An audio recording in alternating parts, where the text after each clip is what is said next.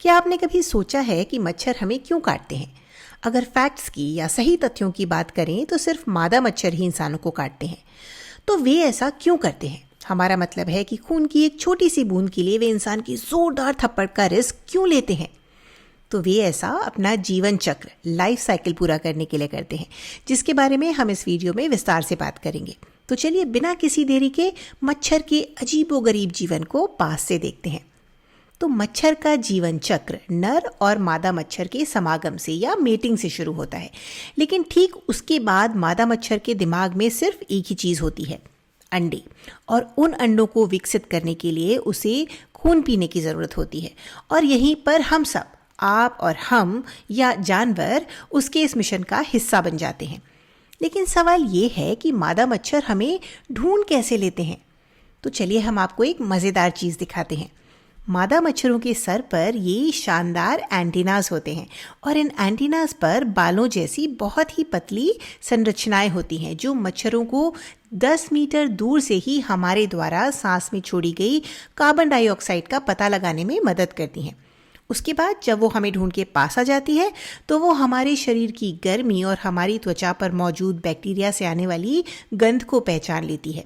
और यह गंध और शरीर की गर्मी एक तरह से उसके लिए गूगल मैप का काम करती है। इससे मच्छर को अपने शिकार तक पहुंचने में मदद मिलती है। फिर एक बार जब उसका पेट भर जाता है तो वह अंडे देने के लिए तैयार होती है और इसके लिए वह साफ और ठहरा हुआ पानी ढूंढती है, जैसे कि पानी के गड्ढे, तालाब, पानी की ट्रे या पौधों के गमलों की तली। यहीं पर वो अपने अंडे देती है। ये अंडे या तो अकेले हो सकते हैं या फिर गुच्छों में, राफ्ट्स में हो सकते हैं। और ये अंडे पानी की सतह पर तैरते रहते हैं। हर अंडे से एक लार्वा निकलता है। अब इस स्टेज पर यह एक वयस्क मच्छर से बिल्कुल अलग दिखते हैं। लार्वा लंबे रेंगने वाले जीव होते हैं जो पानी की सतह के पास लटके रहते हैं। वे साइफन नाम की एक स्नॉर्कल जैसी नली से सांस लेते हैं और पानी से छोटे छोटे सूक्ष्म जीवों को खाते हैं। लेकिन अगर उन्हें कोई खतरा दिखाई दे तो बूम, वे तुरंत अंग्रेजी के एस अक्षर की तरह हिलते हुए पानी के नीचे गोता लगा लेते हैं और इसीलिए उन्हें अक्सर रिगलस यानी रेंगने वाला कहा जाता है। लगभग 10 दिनों तक अपनी शेल को बदलने और बड़े होने के बाद लार्वा प्यूपा में बदल जाता है। अब ये प्यूपा कुछ खाते नहीं हैं, लेकिन फिर भी वे हवा में सांस लेने के लिए पानी की सतह के पास तैरते रहते हैं। और मज़े की बात यह है कि वे किसी भी हलचल के प्रति बहुत संवेदनशील होते हैं। किसी के पानी को छूते ही वो उल्टी कलाबाजी मारते हैं और इसीलिए उन्हें टम्बलर्स कहा जाता है। टम्बलर्स जो कलाबाजियां मारता हो। अब प्यूपा के अंदर कुछ जादुई हो रहा होता है। मच्छर का रूप बदल रहा होता है। कुछ ही दिनों में प्यूपा से एक बड़ा वयस्क मच्छर बाहर आता है जो उड़ान भरने और इस पूरे चक्र को फिर से शुरू करने के लिए तैयार होता है।